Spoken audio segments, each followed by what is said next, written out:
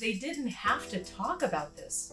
They could have done what all of the Scout leaders, all of the Scout executives who did know about childhood sexual abuse in their ranks, they could have not talked about it and just said, well, we'll hope that doesn't happen anymore. But it kept happening. And not only did it keep happening, it was getting worse. That was Irene Taylor talking about the brave subjects of her DuPont award-winning documentary film, Leave No Trace, about sexual abuse in the Boy Scouts and the cover-up. Welcome to another episode of On Assignment.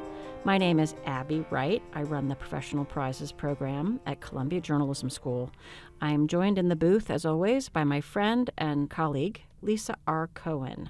She is the director of the DuPont-Columbia Awards. Hello, Lisa. Hey, Abby. Well, the DuPont submission window is now officially closed, but it was a pretty frenetic week while it lasted. And so thank you to everyone who submitted. Yes, it is another wonderful group of submissions to look forward to screening and listening to. So today, Lisa, we thought it would be nice to revisit a conversation we had with an amazing director, Irene Taylor, who worked on this film with her partner, Pulitzer Prize-winning reporter Nigel Jaquiss. Both Nigel and Irene are graduates of this illustrious journalism school, and now they're both DuPont winners. That's right, they met here. Our listeners may have noted that both Irene's film and our previous episode with Connie Walker, she won for Stolen, Surviving St. Michael's. Both of those are about sexual abuse covered up by big institutions. Well, it's clearly an ongoing issue, unfortunately, and I'm glad that it is being discussed and reported on so widely. Mm-hmm. So, Lisa, you and I both loved this film and talked many times about the different ways it does a really outstanding job of discussing this tough and very sensitive topic. Tell me about the title of the film. So Leave No Trace is actually a Boy Scout motto about preserving nature. You know, like you go camping, and when you leave, you take all your trash with you as though you were never there. Thus, leave no trace. The film takes this motto and uses it to reference the many decades that the Boy Scouts have attempted to cover up the scandal. Leaving no trace. Unbelievable. So, the abuse was outrageous, and the cover-up, as is so often the case, even more so. Over 80,000 Boy Scouts throughout the country filed claims against the Boy Scouts of America, which ultimately led to the group filing for bankruptcy. And since the film won its DuPont in February, there have actually been some updates. This April, the Boy Scouts of America came out of bankruptcy and created a plan to pay out some $2 billion to the survivors. It's going to take some time, but it is the biggest sexual abuse settlement in history. Wow. Well, we actually met some of the survivors at the ceremony and at an event after the ceremony, and their courage in speaking out was just super humbling and inspiring. They'd been waiting years for this resolution, so it looks like their long wait may finally be over. Check out our news page on DuPont.org for more details. It's great to know this film has had a real impact. I love how this film took the personal and the private details of what happened to these men and wove it through the history of the Boy Scouts and America at large. It all combined to create a really powerful, moving piece of work. So in this conversation you're about to hear, Lisa and I start things off by sharing the happy news with Irene that she and her team are winners of the 2023 DuPont-Columbia Award. It's always my favorite part of the job, as I often say, and Irene really was so touched when we told her. And we also got to talk to her about some of the history, her motivation behind making the film, as well as some of the artistic decisions that she made. So without further ado, here is our edited conversation with Irene Taylor from 2022.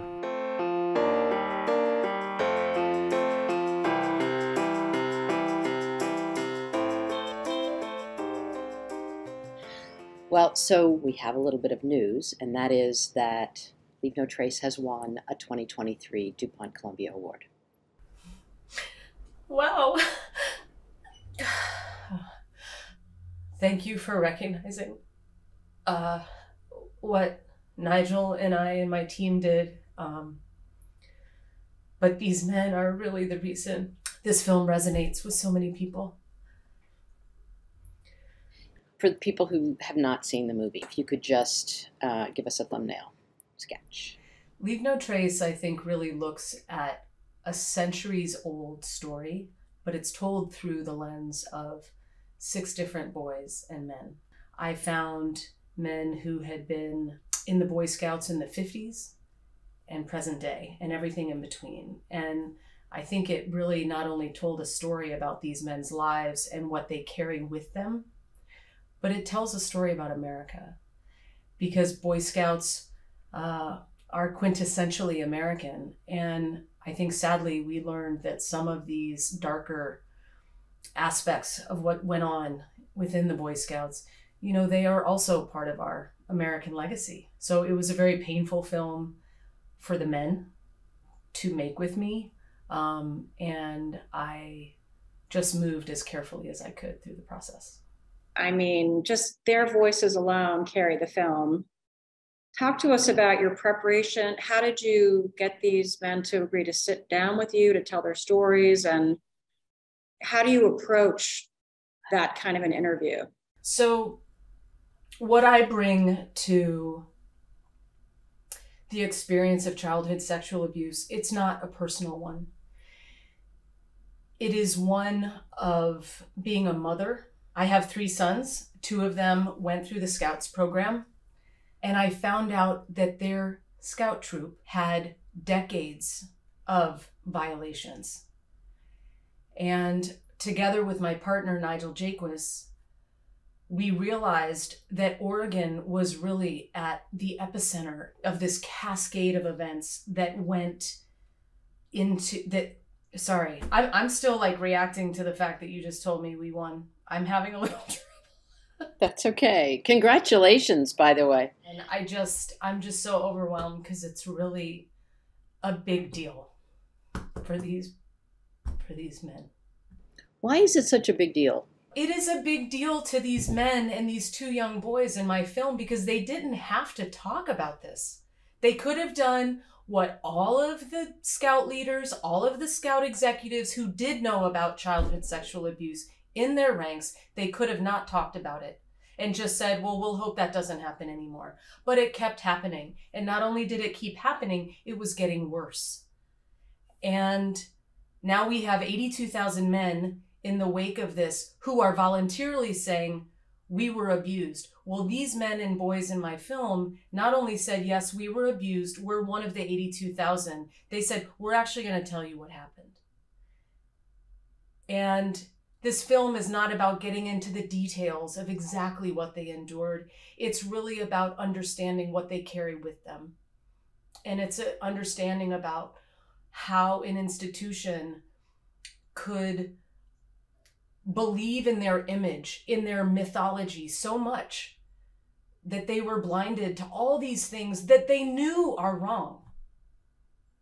I respect the Boy Scouts. I respect what they were founded on, but there was a really dark side and no one was talking about it. And these men and these 2 boys did not have to talk about it. And they did.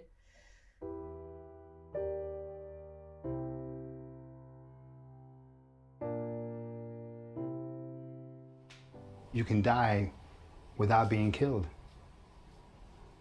Because some of those experiences I had when I was being abused, I felt like I was dying, or maybe death was the answer. So I died many times, but I had to wake up in the morning and face another day.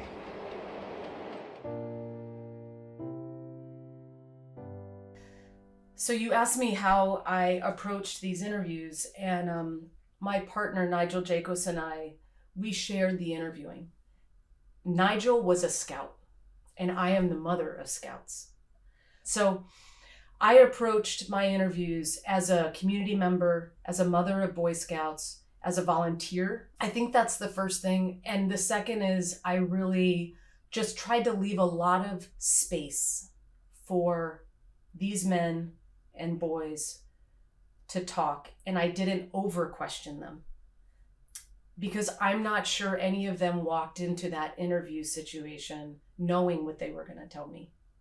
And I think in most of the cases, as I understand it, these men probably gave more of themselves, shared more of their experiences than maybe they walked into that interview intending to.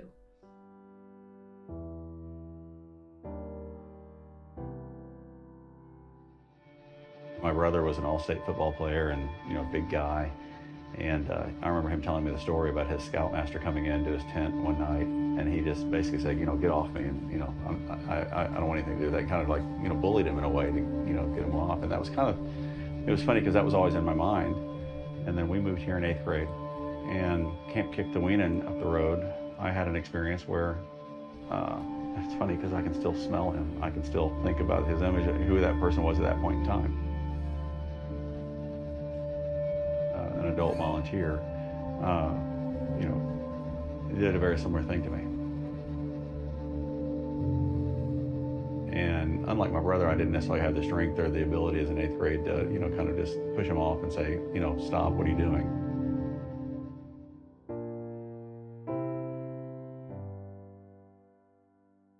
There are things that they told me that I will never share with the world. We don't need to.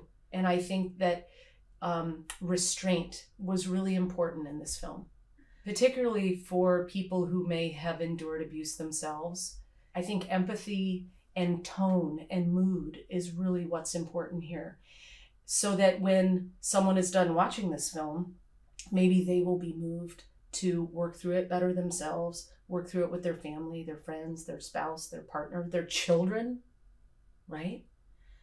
I mean, some of these men brought their children to the premiere. Some of the boys in the film are children, you know, so I think restraint was really important in this film. Lisa and I were just talking about that, how the tone of the film is so effective because you don't feel manipulated. I mean, the material has such an emotional potency that the quiet tone makes it more engaging in a way. Was that a deliberate choice on your part? For sure. And thank you for noticing. I think a good nonfiction film draws on values of journalism, and it draws on the best values of cinema. And cinema is all about tone. I went to journalism school, and I'm self-taught in the world of film and filmmaking. And I've always been pretty simple and straightforward in my storytelling. I remember getting my hand slapped when I was in journalism school because I used too much music in my projects. And I was like, yeah, but it puts you in the mood, or it takes you to this place that words can't always take us. And that's, I think, in this film, what was so critical was having a top-notch composer, because the music could carry us places in our imagination, and frankly, to dark places in our imagination, without needing to ask so much of these survivors who were giving us details. That's so interesting, because we were specifically, Abby and I were specifically talking about the music and how it took me till the very end to realize that this music had felt not manipulative at all, as it often can be, and very almost soothing. Like, it helped me to watch and listen to the stories of these men. Mark Orton is a top-notch composer who is trained in classical music and Americana. I think that music should not be telling you what to think. It should give you space and a room in which to feel what you're feeling. And I think this film has a lot of facts. It has a lot of journalistic moments that we need to point out about legally how we got here to this point in the Boy Scouts, where so many thousands of men are suing and the survival of the organization is really on the brink. But it's also about giving people who watch the film a space to understand their own reaction. And I think that because we do have so many survivors of childhood sexual abuse in the world, this is really a universal story. So can I just ask you, you said that your kids were Boy Scouts and you found out that there was involvement in all of this with their troop. Is that the genesis of the film? Is that how you came to do this? Yeah. So about 15 years ago, there was a case in Oregon brought against a man who had sexually abused boys in my son's troop.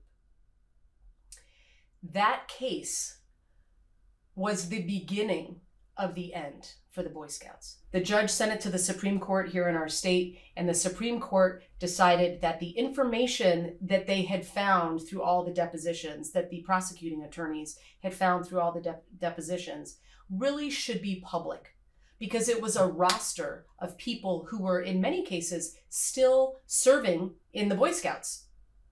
So this was the beginning of just this giant boulder rolling downhill that would eventually crush the financial stability of the Boy Scouts. There were so many legal cases that came out of that, and then all of the other spin-off cases that came when perpetrators were identified, that the Boy Scouts needed to file for bankruptcy.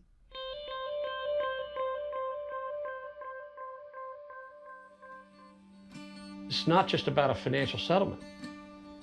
It's about Boy Scouts admitting that they did wrong, and they allowed wrong to happen on their watch. So it's important that we get a settlement. I mean, it's the closest thing to justice any of these people will ever get. And if we fail to do that, then there's no closure. It has to happen.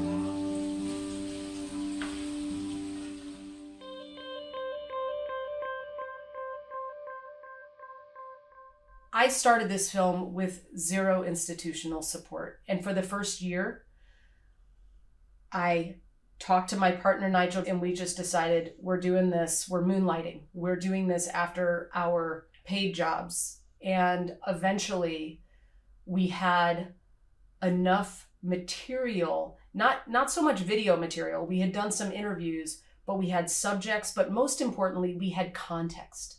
We had context of the state we lived in. We had context as a Boy Scout himself, that was Nigel, as a parent of a Boy Scout, as someone who had experience in the organization.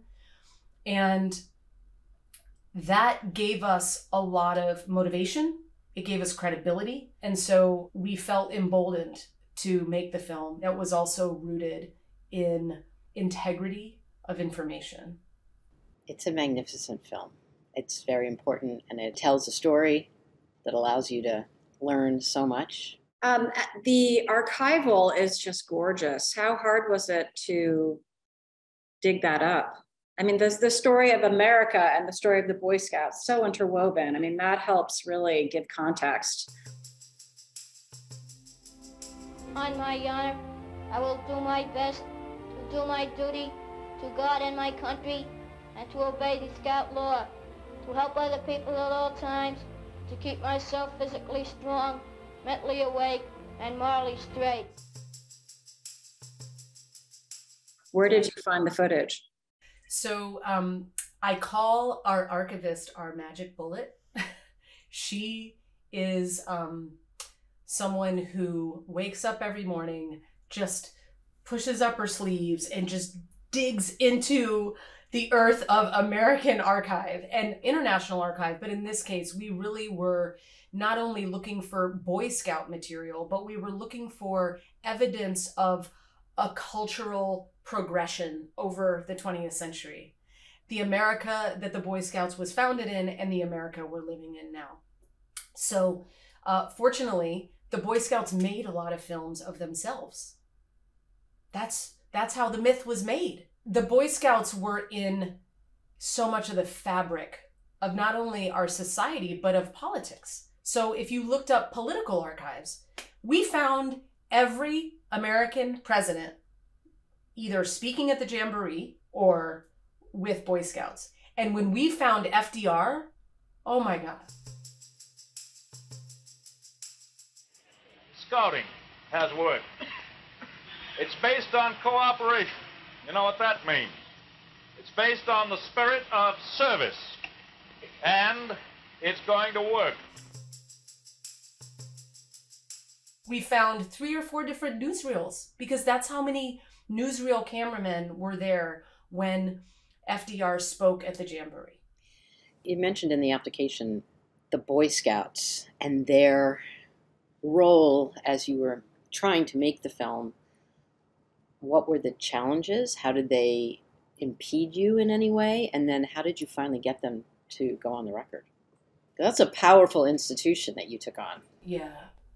The quick answer is that my partner Nigel spent many months contacting former board members of the Boy Scouts of America. These were primarily men at the top of politics in America. We had heads of state, we had Fortune 500 businessmen. I mean, that was practically a given. People who would be on the board had a lot of business acumen. And I think that that effort is what eventually led us to a very critical interview for the film. And that was with the head of the board at the time that the Scouts declared their bankruptcy. We had reached a tipping point where they knew we had a lot of material. They knew that we were going very deep into the history. They knew that we were working with their archive team. The Boy Scouts cooperated with me, providing some films. They did want to engage with us. And I think ultimately, doesn't always work this way in journalism, but ultimately there was a rapport that really helped open the door. I remember the Scout Law that I learned, 45 years ago. It changed my life in many ways for the better. But I wonder how you weigh this. So the benefit that you and I got and that millions of other people got from Scouting and the devastation that it has wrought on a significant number of men, the good that it did and the damage it did. I'm glad these 82,000 came forward. I'm glad we're at a point in time in our society where people will talk about abuse. 50 years ago, people didn't talk about abuse very often. It was taboo. And so I actually look at the opportunities to make places better. I can't speculate why the Boy Scouts chose to be a part of the film, but I am grateful for that because I think it was important for us to see them acknowledge what had happened. It was also important for each of us to bring away sort of what you make of that interview. And I think there's a lot of different ways to understand the Boy Scouts' response over the last 100 years to sexual abuse, and it's evolved. I did want to ask you about the response from the people in the film, like after it came out. What's been their response? What's happening with them? How are they?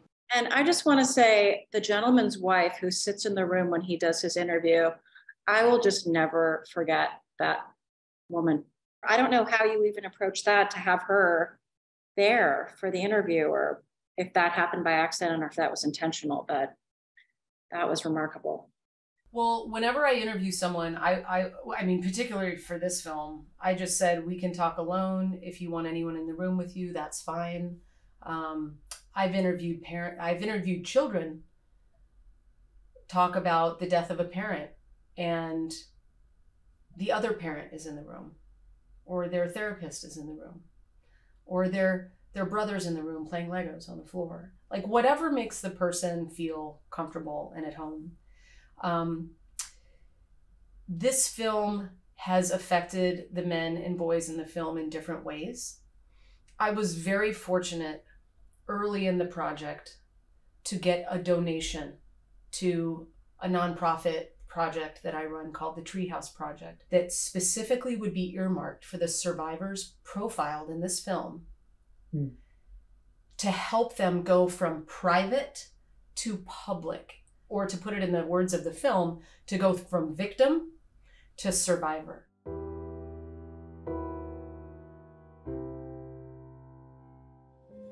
Why didn't I say something? Why didn't I go to somebody? Why didn't I tell my mother? Why didn't I don't know, go to the police, go to the Boy Scouts?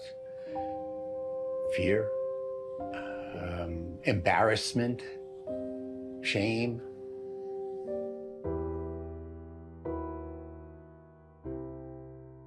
When you become public, you're saying, well, I'm still here. I got through it. I carried this with me, but I got through it.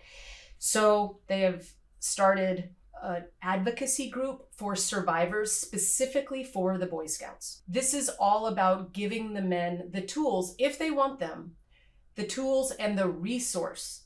I think there has been an increased awareness in the last several years in documentary filmmaking that our subjects are impacted by the release of a film.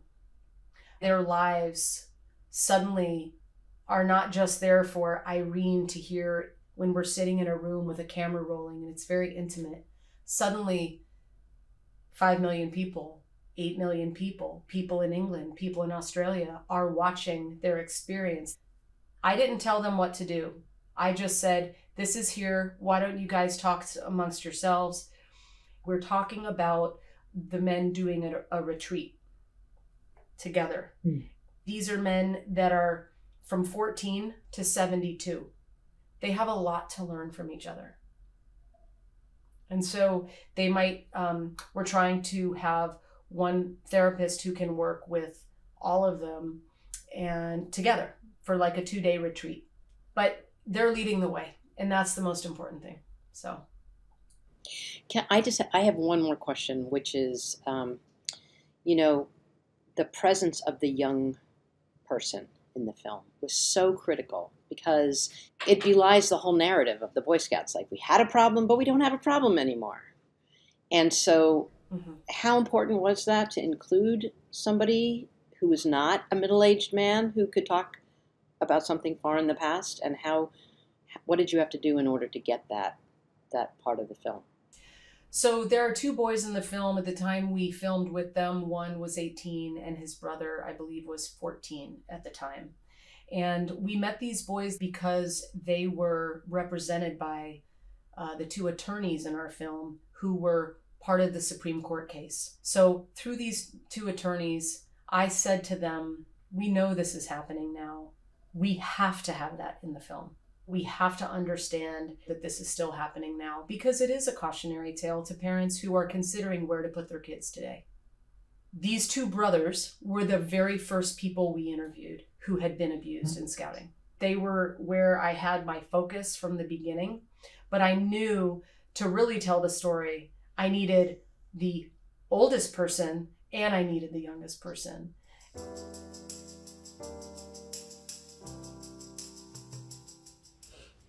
It progressed like really fast. I'd wake up with him doing stuff. I know he used to take pictures as well. I don't know if every Boy Scout member is like what Doug was, but I don't really know how to explain it, I guess. When you say what Doug was, what was Doug? What do you mean? Pedophile. I mean pedophile. It's just kind of hard to say, I guess.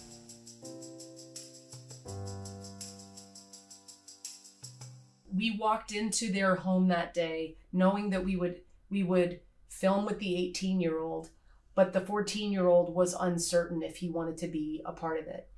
And within a couple of hours, it just felt really comfortable for him, apparently, because he just said, hey, I don't mind. And before you know it, he was playing with the cat and we were letting him shoot the camera and he was trying things out and he was really feeling a lot more comfortable. And in the end, you know, they came to New York and together with the other survivors, you know, 2 other generations, they all watched the film together in a small theater, 50 seats. And that was a really important, the most important screening we've ever had of this film. Will the Boy Scouts exist Is the Boy Scouts going to exist in the future, or is it just dead?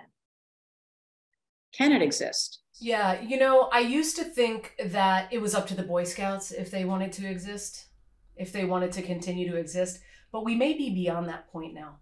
There may be things that are just, that boulder that has just been rolling downhill since the Oregon Supreme Court case, it's big, and it really does have the ability to crush them, regardless of the best of intentions of very quality people in the organization who are trying to save it. So I think it remains to be seen, and I am so, so grateful for the Columbia DuPont Awards for recognizing this, because I am so encouraged by what this will mean, not only for the survivors in our film, but for survivors everywhere, and for journalists who want to tackle this kind of stuff in a tasteful way. So I think it's sending out really important messaging both to subjects and to filmmakers and journalists who are working with the subtleties of cinema to really bring home a story. That was Irene Taylor. Thank you again, Irene, director of the DuPont winning film Leave No Trace. You can watch that film on Hulu. We highly recommend you do. And we can't wait to have even more conversations like this coming up with this year's winners. Thank you again to all who submitted an application for the awards. And maybe our next conversation will be with you. This episode was brought to you by the Jessie Ball DuPont Fund and Columbia Journalism School. It was produced and engineered by recent J-School grad Alyssa Castles. We'll be back soon with another episode from On Assignment. Until next time.